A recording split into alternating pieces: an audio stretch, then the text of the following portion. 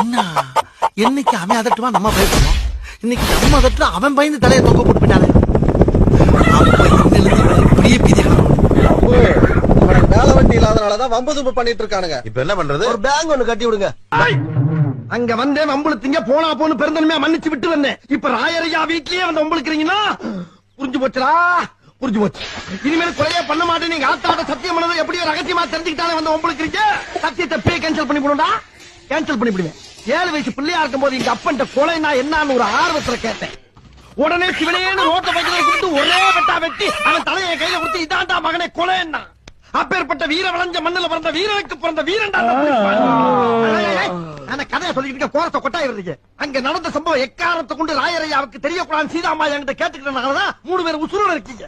இல்ல போங்கடா போங்கடா, போறப்ப ஏதாச்சும் பொருளை விட்டு போங்கடா, உசுர விட்டு போயிடா பக்கிடா. வெங்காயம்